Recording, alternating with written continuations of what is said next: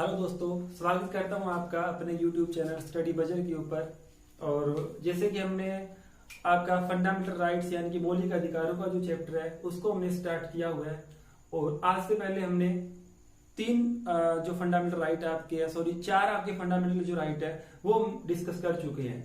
जैसे कि हमने पहले स्टार्ट किया था राइट टू इक्वालिटी के बारे में, उसके बाद में हमने डिस्कस किया राइट टू फ्रीडम यानी कि स्वतंत्रता का जो आपका अधिकार रहता है। उसके बाद में हमने राइट टू एक्सप्लॉयटेशन यानी कि शोषण के विरुद्ध जो आपको अधिकार मिलते हैं उसके बारे में हमने डिस्कस किया। और जो लास्ट वीडियो का हमारा जो लास्ट हमने राइट डिस्कस किया था वो था धार्मिक स्वतंत्रता का अधिकार, जो कि 25 से लेकर 28 तक है। आज का जो वीडियो बनाने जा रहे हैं वो बेहद खास है, और खास इसलिए है कि आज हम बात करेंगे रिट्स के बारे में। यस दोस्तों, हम आज बात करेंगे रिट्स यानी कि आर्टिकल नंबर 32, जो कि जाना जाता है कॉन्स्टिट्यूशनल रेमेडीज के नाम से। और रिट आपने नाम बहुत बार सुना होगा, लेकिन बड़े सारे कंफ्यूजन आपके दिमाग में होंगे कि रिट्स क्या होती हैं, कितने होती हैं, कौन सी सिचुएशन में कौन सी रिट्स से हमें काम लेना होता है। तो आज वो आपकी सारे के सारे जो डाउट्स है, गारंटी से बिल्कुल मैं दावा कर सकता हूं कि आपके सारे के सारे जो डाउट्स है रिलेटेड टू रिट्स वो आपके आज क्लियर होंगे। तो मौका भी है, दस्तूर भी है, और आज हम इसको बड़े शानदार ढंग से डिस्कस भी करेंगे। लेकिन उससे पहले आपको थोड़ा सा इंतजार करना पड़ेगा रिट्स वाले टॉपिक पर आने से पहले, क्योंकि हमारा थोड़ा सा काम रहता है उससे पहले, जो कि हमारा एक 5वां राइट होता है जिसका नाम है cultural and educational right. Cultural and educational right वो हम पहले थोड़ा डिस्कस कर लें, उसके बाद में हम रिट्स वाले टॉपिक पर भी आएंगे। कल्चरल एंड एजुकेशनल राइट, जो कि आपका फंडामेंटल राइट में से जो आपको 6 फंडामेंटल राइट मिले हुए उनमें से 5वां है। 4 हम ऑलरेडी डिस्कस कर चुके हैं। और इसको अगर आप हिंदी में बात करो तो शिक्षा और संस्कृति का अधिकार इसको आप मानेंगे। और ये जो राइट है वो स्पेशली डील करता होता है माइनॉरिटीज से। स्पेशली किससे डील करता है? माइनॉरिटी से, जिसको आप अल्पसंख्यक बोलते हो। और थोड़ा सा मैं हल्का सा आपको मीनिंग बता देता हूँ माइनॉरिटी का मीनिंग क्या होता है। अल्पसंख्यक नाम से पता लग रहा है, अल्प का मतलब कम और संख्यक मतलब जो संख्या में कम है। और अगर आप मेरे से ये पूछो कि संविधान में कहीं अल्पसंख्यक का जिक्र है क्या, एक क्वेश्चन ये भी आता होता है, क्या इसकी कहीं डेफिनेशन दी गई है क्या कि कौन लोग माइनॉरिटीज में होंगे, तो इसका जवाब रहेगा नो। हमारा कॉन्स्टिट्यूशन अल्पसंख्यकों को डिफाइन नहीं करता है, किसी प्रकार की कोई डेफिनेशन हमारे कॉन्स्टिट्यूशन के अंदर बिल्कुल भी नहीं है। और इसका जो आधार बनता है, हल्का सा जो हमारे पास जो आधार है वो बनता होता है आर्टिकल नंबर 30। उसमें हमें 2 बेस बताए गए हैं, 2 आधार बताए गए हैं, जिसके बेस पर हम कोई माइनॉरिटीज में है या नहीं है इस बात का हम निर्धारण कर सकते हैं। और वो 2 बेस कौन से है? वो 2 बेस बनते होते हैं, एक तो लैंग्वेज यानी कि भाषा के आधार पर, और दूसरा रिलीजन यानी कि धर्म के आधार पर। अगर आपसे को ये पूछे कि किन 2 बेसिस के आधार पर माइनॉरिटीज जो होती है वो निर्धारित होती है, तो आपने वो जवाब देना होता है भाषा के आधार पर और रिलीजन के आधार पर। यानी कि ऐसे लोग जो कि भाषा के तौर पर जिनकी गिनती बड़ी कम है, और ऐसे लोग जो कि जिनका जो धर्म है उस धर्म के लोग बड़े कम है। जैसे कि मैं बताऊं, धर्म के आधार पर आप अगर हिंदू धर्म को छोड़ दो, हिंदू धर्म को अगर आप इंडिया में छोड़ दो, तो बाकी सारे के सारे जो धर्म है वो माइनॉरिटीज की कैटेगरी में आते हैं, जिसके अंदर आपको सिख मिलेगा, ईसाई, मुस्लिम, बौद्धी, जैन, ये सारे के सारे माइनॉरिटीज की कैटेगरी में आते हैं। और सुप्रीम कोर्ट का एक फैसला है, उसके अंदर उन्होंने कहा है कि जो भी कोई धर्म या भाषा जो होती है, अगर 50% से कम लोग अगर उसको बोलते हैं, 50% से अगर कम लोग उसको बोलते हैं, या ऐसा कोई धर्म है जिसको मानने वाले लोग उस देश के अंदर 50% से कम है, उसको माइनॉरिटीज की कैटेगरी में रखेंगे। तो ये एक हल्का सा इसका माइनॉरिटीज का कंसेप्ट था। बस 2 आपने बेस इसकी याद रखनी है, भाषा और धर्म। तो इसके अंदर आपको 2 आर्टिकल याद रखने हैं। 2 आर्टिकल कौन से? एक तो आर्टिकल नंबर 29 और एक आर्टिकल नंबर 30। 2 आर्टिकल्स आपने याद रखने हैं। और 29 में क्या लिखा हुआ है, उसके अंदर आपको दो छोटी सी बातें याद रखनी है।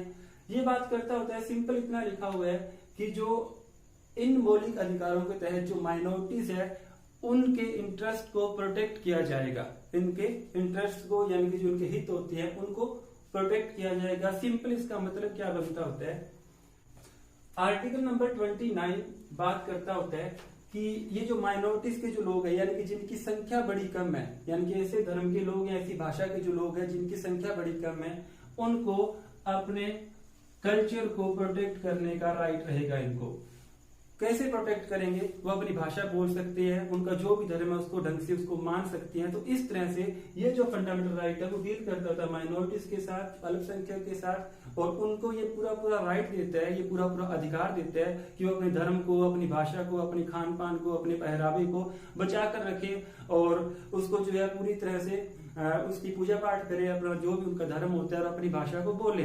तो ये जो है वो राइट उनको प्रदान करता है।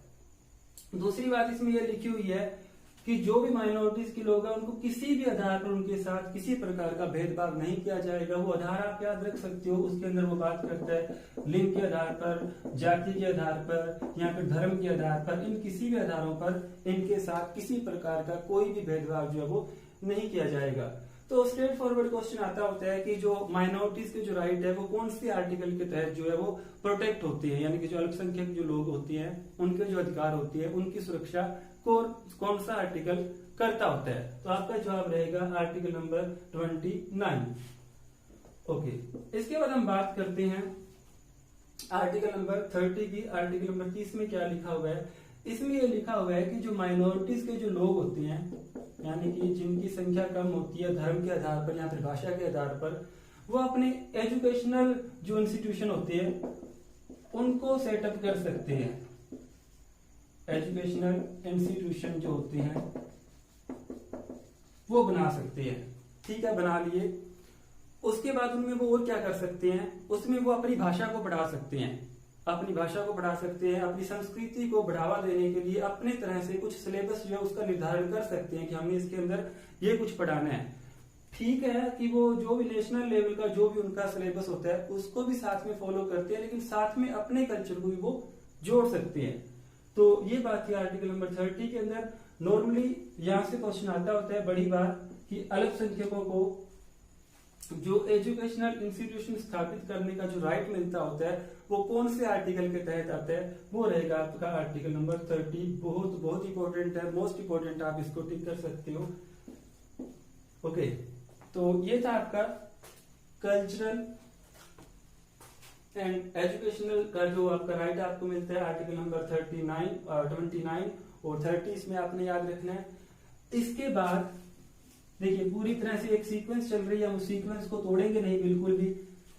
आर्टिकल नंबर 29, 30 हमने डिस्कस किया। इसके बाद 31 नंबर का आर्टिकल, बिल्कुल, हालांकि अब ये एग्जिस्ट नहीं करता है, इसको डिलीट कर दिया गया है, लेकिन फिर भी यहां से क्वेश्चन आता होता है और बड़ी बार यहां से क्वेश्चन आता होता है। इसमें सबसे जो पहला क्वेश्चन आपका ये बनेगा कि आर्टिकल नंबर 31 जो कि अब नहीं है उसके अंदर आपका कौन सा राइट था, 1 नंबर क्वेश्चन। तो आपका जवाब रहेगा राइट टू प्रॉपर्टी। दूसरा क्वेश्चन आपका ये बनेगा कि जो ये राइट टू प्रॉपर्टी है उसको कौन सी अमेंडमेंट के तहत हमारे कॉन्स्टिट्यूशन से हटा दिया गया है। तो आपका जवाब रहेगा 44th नंबर की अमेंडमेंट। और ईयर अगर आपसे पूछ ले तो 1978। तीसरा जो आपका क्वेश्चन ये रहेगा कि अब ये जो राइट टू प्रॉपर्टी है उसका स्टेटस क्या है। बहुत शानदार क्वेश्चन बनता होता है कि अब उसका स्टेटस क्या है। तो उसका स्टेटस रहेगा कि अब ये आपका लीगल राइट है, ये कानूनी अधिकार है। पहले ये फंडामेंटल राइट था, अब ये लीगल राइट है।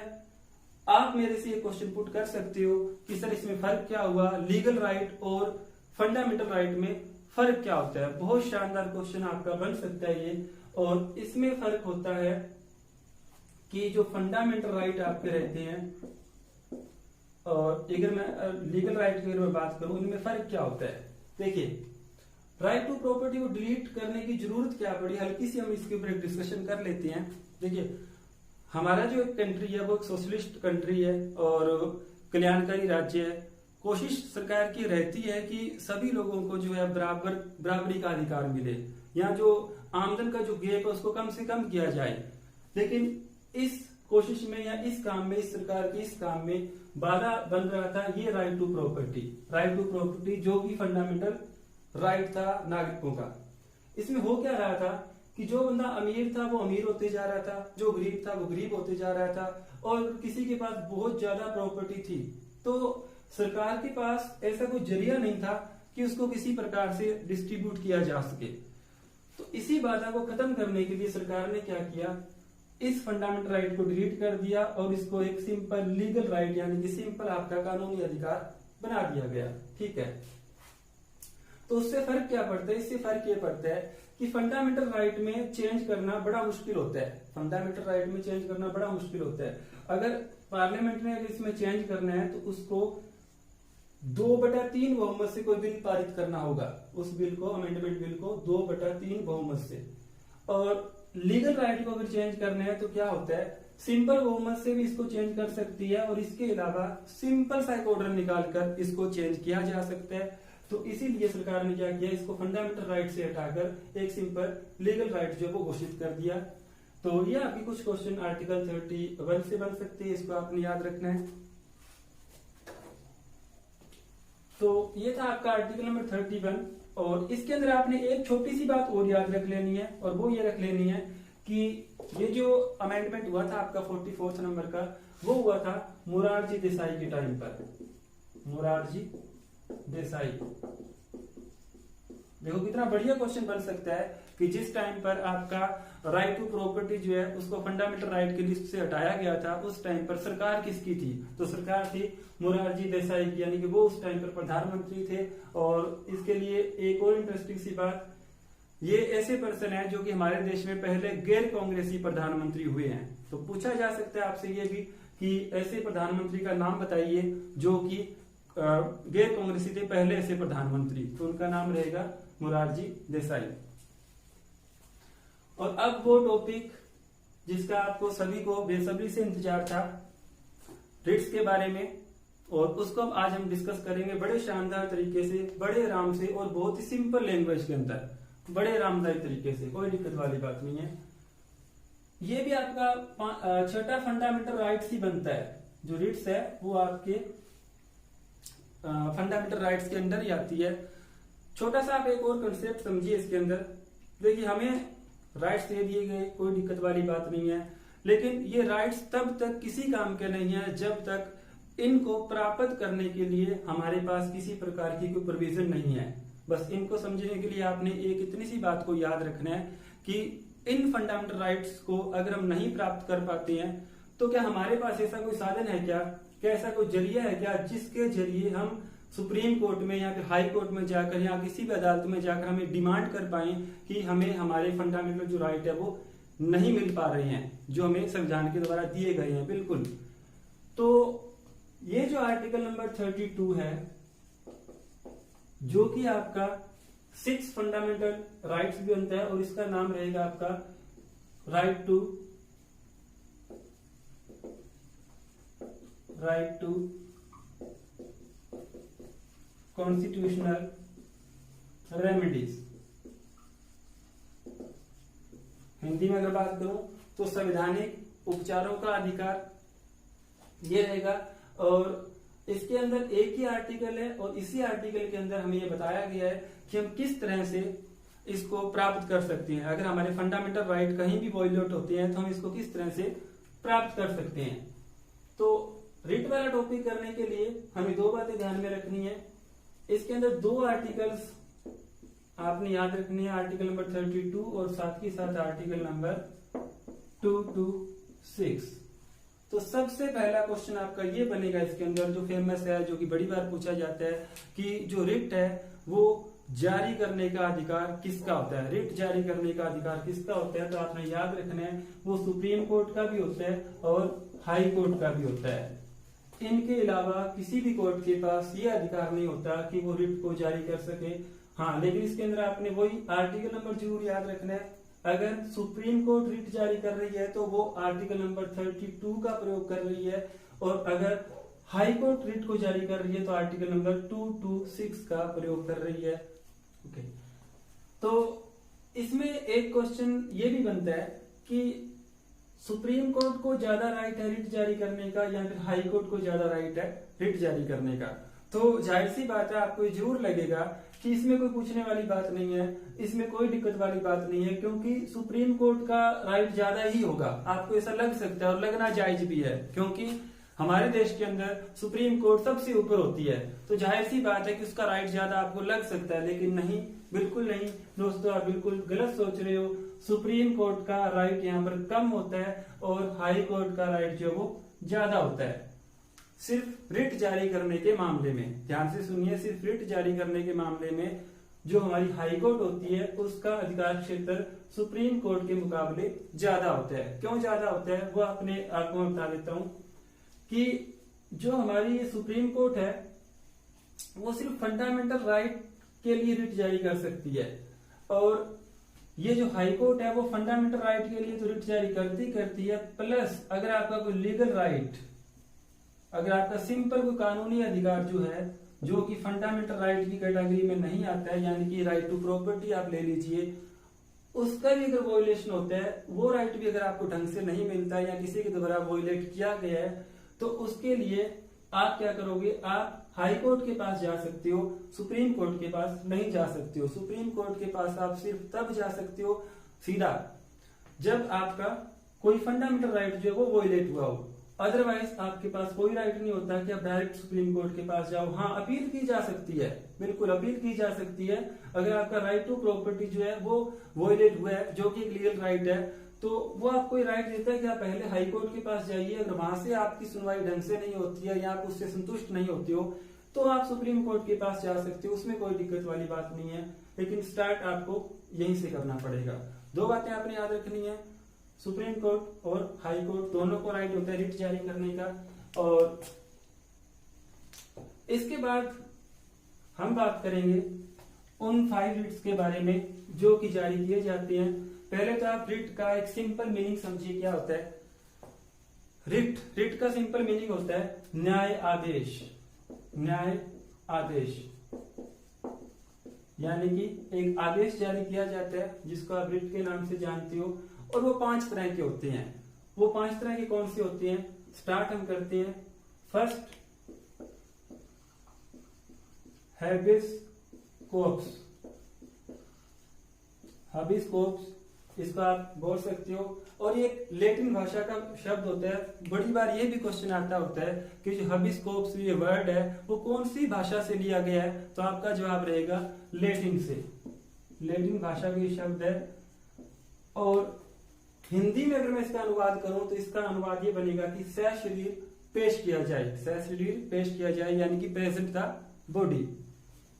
क्या होता है इस रिट के अंदर, एक छोटी सी एग्जांपल के जरिए आप समझिए कि मान लीजिए कि आपका रिलेटिव है या फिर आपका कोई एक फ्रेंड है जिसको कि पुलिस ने डिटेन कर लिया है, यानी कि उसको अरेस्ट कर लिया है, और 24 घंटे का टाइम बीत चुका है, और वो उसको ना तो किसी अदालत के अंदर लेकर गए है ना किसी मजिस्ट्रेट के पास लेकर गए हैं। तब आपको ये राइट मिलता है कि आप सुप्रीम कोर्ट के पास या फिर हाई कोर्ट के पास जा सकते हो और ये कह सकते हो कि हमारे किसी फ्रेंड को पुलिस ने इस तरह से उठा लिया है। तब क्या करेगी, तब वो अदालत जांच करेगी कि क्या उसने जो गिरफ्तारी हुई है वो ठीक ढंग से हुई है, क्या उसका एक वैलिड रीजन है, क्या सच में वो बंदा जो गिरफ्तार करने के लायक था। और अगर वो जो कोर्ट है उसकी गिरफ्तारी के कारण को ठीक नहीं मानती है तो उसको बरी किया जाता है, और अगर उसको मानती है कि बिल्कुल ठीक है, जो शक का आधार है पुलिस का वो बिल्कुल ठीक है, तो उसकी जो डिटेंशन है वो 24 आवर से ज्यादा भी बढ़ाई जा सकती है।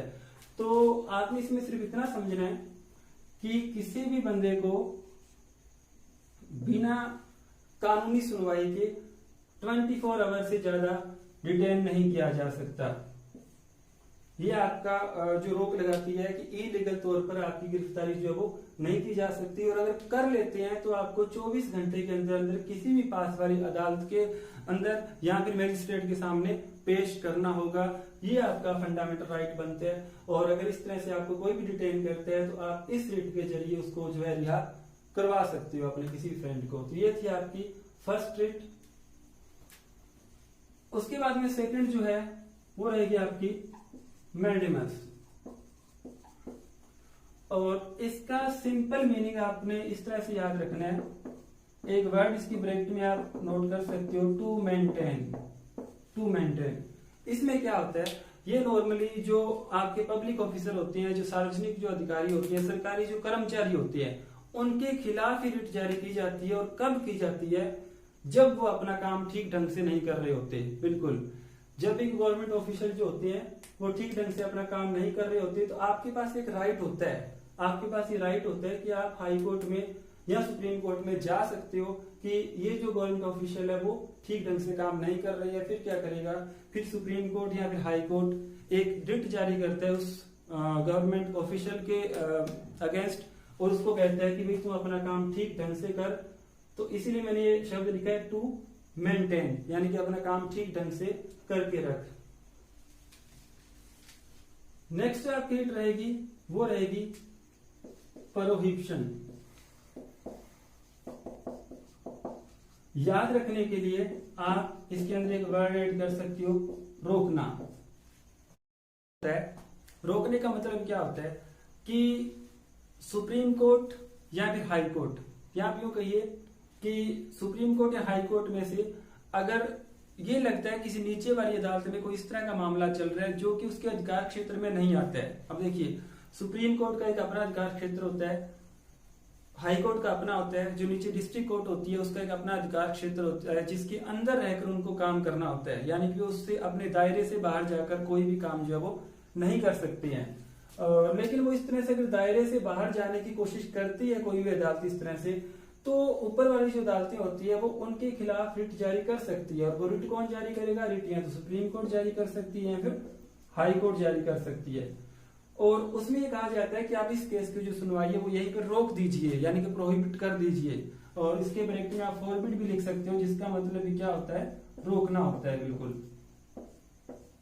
तो सिंपल वर्ड, सुप्रीम कोर्ट या हाई कोर्ट नीचे वाली अदालतों को इसलिए रोकता होता है क्योंकि वो उनके अधिकार क्षेत्र में नहीं आता।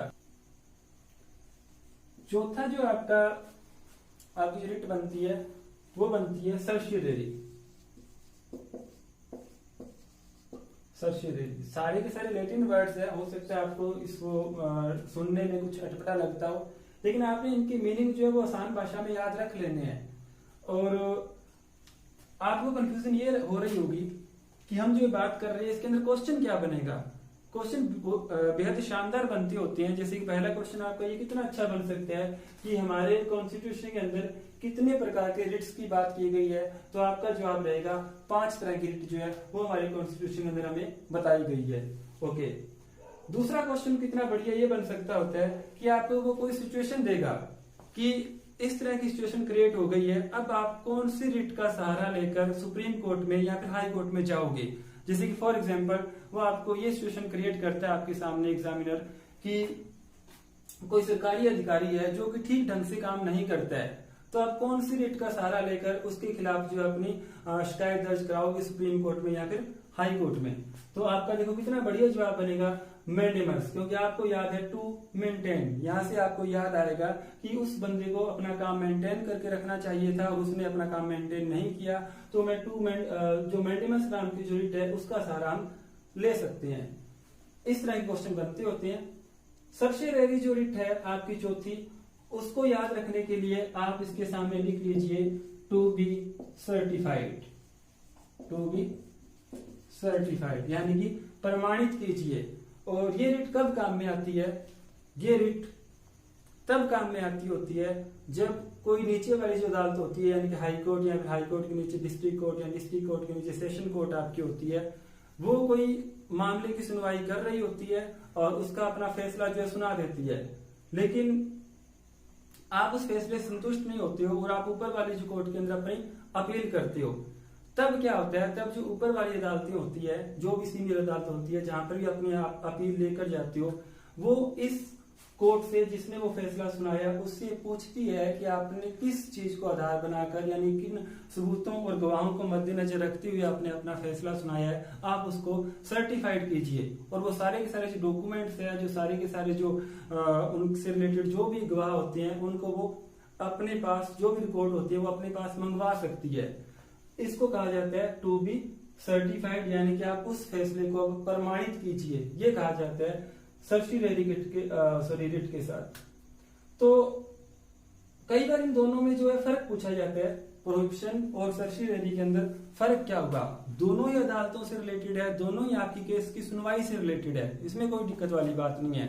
लेकिन फर्क है इसके अंदर, फर्क ये है कि जो प्रोहिबिशन रिट है वो आपके मामले की सुनवाई के टाइम, यानी कि जब प्रोसीडिंग, जो आपकी प्रोसीडिंग जो चल रही है उस टाइम पर ये रिट जारी होती है, जब तक फैसला नहीं आता है उससे पहले पहले। और जब फैसला आ चुका है आपके केस का, तब आपने अगर रिट का सहारा लेना है तब आप रिट का सहारा लोगे सर्टिफिकेट, क्योंकि फैसला आने के बाद ही किसी चीज को सर्टिफाइड किया जाता है। बीच में अगर आपको ठीक नहीं लग रही है आपकी केस की सुनवाई, आपको लग रहा है कि इस अदालत का वो न्याय क्षेत्र ही नहीं है जिसके अंदर वो सुनवाई कर रही है, तब आप इस रिट का सहारा लोगे, तब आपका मामला वहीं पर रुक जाएगा। और अगर आपका फैसला आ चुका है तो आप इस रिट का सहारा लोगे सर्टिफिकेट का। और जो 5वें नंबर की जो आपकी रिट रहेगी वो रहेगी क्यू वारंटो।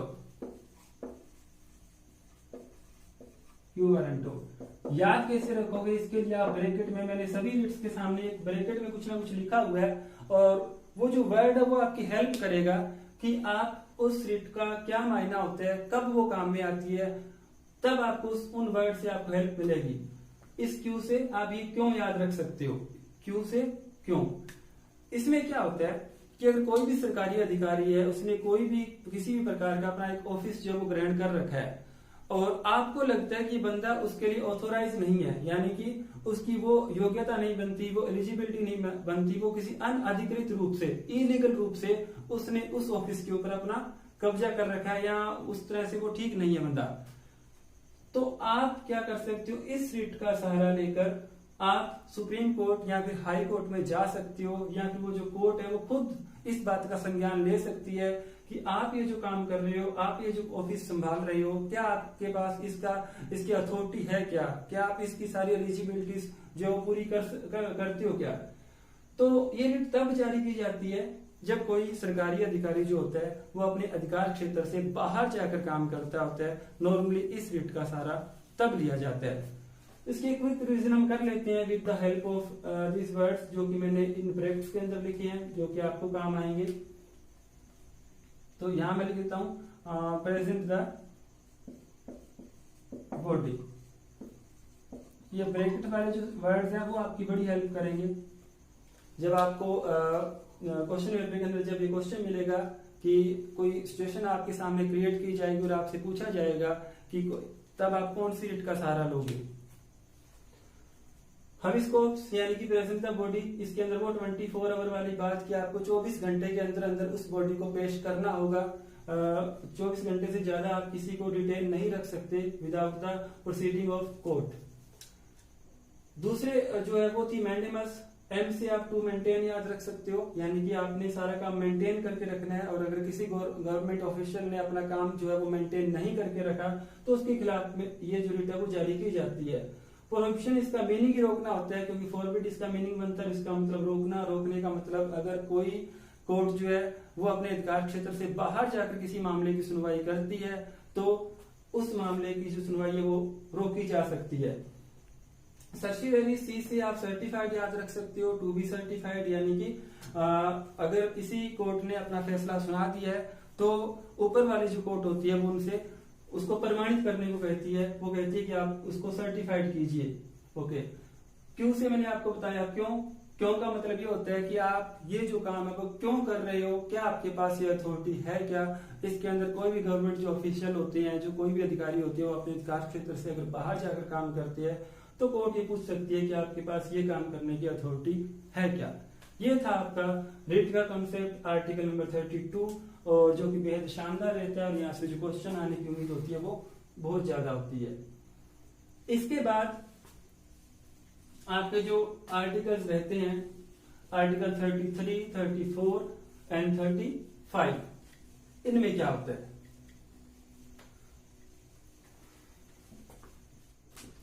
देखिए, एक तो ये होता है आर्टिकल नंबर, अगर 33 की बात करें तो बहुत सिंपल है। आम नागरिकों को आपको पता है फंडामेंटल राइट मिलते हैं, इसमें कोई दिक्कत वाली बात नहीं है। लेकिन आर्टिकल नंबर 33 कुछ इस तरह की प्रोविजन करता है कि जो आर्म्ड फोर्सेस, पुलिस फोर्स,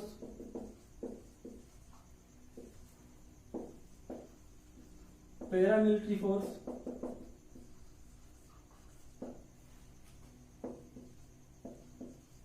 या फिर जो इंटेलिजेंसी के जो लोग होते हैं,